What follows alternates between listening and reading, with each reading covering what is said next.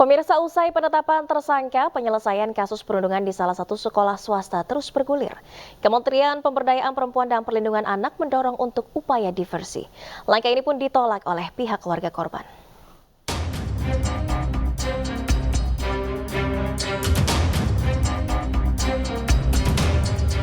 Usai melakukan gelar perkara, polisi menetapkan 4 orang tersangka dan 8 anak berkonflik dengan hukum atau ABH dalam kasus dugaan perundungan di Binus School Serpong, Tangerang Selatan, Banten. Keempat tersangka dijerat pelanggaran Undang-Undang Perlindungan Anak dan tindak pidana kekerasan seksual. Pemerintah melalui Kementerian Pemberdayaan Perempuan dan Perlindungan Anak mendorong Polres Tangerang Selatan mengupayakan diversi dalam kasus ini. Kemen PPA beralasan dalam kasus ini ada anak yang berkonflik dengan hukum. Sini ada anak berkonflik dengan hukum yang perlu kita perhatikan untuk mendapatkan hak-haknya sesuai dengan Undang-Undang Sistem Peradilan Pidana Anak, di mana anak berkonflik dengan hukum perlu mendapatkan bantuan hukum termasuk hak pendidikan. Maka dari itu kami juga mendorong upaya kepada Polres Tangerang Selatan untuk upaya diversi sesuai dengan Undang-Undang Sistem Peradilan Pidana Anak, karena memang ancaman pidananya juga di bawah 7 tahun, sehingga kita berpatok pada aturan tersebut. Semoga upaya diversi itu dapat segera dilaksanakan. Keluarga korban tidak menutup pintu atas upaya diversi ini. Namun melalui kuasa hukumnya, keluarga korban akan terus memperjuangkan hingga pengadilan. Ikuti langkah tersebut karena itu adalah kewajiban formil atau perintah undang-undang dalam tingkat kepolisian, kejaksaan hingga pengadilan. Akan tetapi yang harus kita ketahui bersama, diversi dapat terwujud apabila berdasarkan kesepakatan dengan anak korban maupun orang tua korban. Lalu berikutnya kita harus tahu bahwa salah satu syarat diversi adalah menghindari stigma negatif di masyarakat. Peristiwa perundungan terjadi pada 2 dan 13 Februari 2024. Perundungan pertama dilakukan dengan dalih tradisi, tak tertulis sebagai tahapan bergabung dalam kelompok. Sementara perundungan kedua dilakukan karena korban menceritakan perundungan yang dialaminya kepada saudara korban. Dalam kasus ini polisi telah memeriksa 17 saksi dan 2 ahli, termasuk artis Vincent Rompis. Anak Vincent kini berstatus sebagai anak berkonflik dengan hukum. Tim Liputan iNews melaporkan. Ya pemirsa, lantas mengapa Kemen PPA mendorong penyelesaian kasus perundungan dengan diversi? Kita akan membahasnya lebih dalam malam ini. Sudah bergabung bersama kami Pelaksana Tugas Asisten Deputi Bidang Pelayanan Anak Kementerian Pemberdayaan Perempuan dan Perlindungan Anak, Atwirlani Ritonga. Selamat malam, Bu Lani. Ya Bu Lani, mohon maaf audionya masih di mute, bisa dibuka terlebih dahulu. Oke. Baik, Bu Lani, ini kenapa dari Kemen PPA sendiri mendorong penyelesaian dengan langkah diversi bukan dengan mekanisme peradilan ke jalur hukum?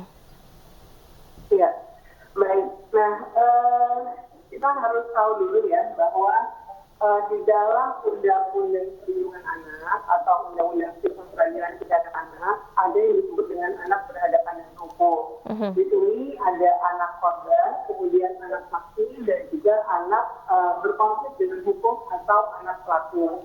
Nah, di dalam penanganan kasus, kebetulan saya adalah asisten deputi pelayanan anak. Nah, kebetulan dalam pelayanan anak yang mengalami kasus atau dalam penanganan kasus, ada situasi di mana kasus tersebut terdiri dari anak korban dan anak yang berkonflik dengan hukum.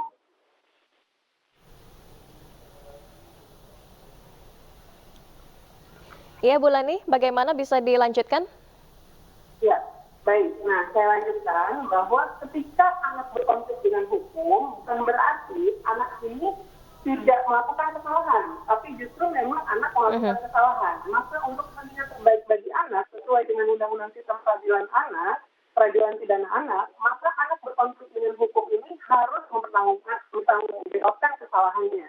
Nah, salah satu mandat yang di dalam Undang-Undang Sistem Peradilan Pidana Anak itu adalah melakukan atau menempuh upaya diversi apabila memenuhi syarat yang ada tertuang di dalam Undang-Undang Sistem Peradilan Pidana Anak dan PP nomor 65 tahun 2015 tentang pedoman pelaksanaan diversi.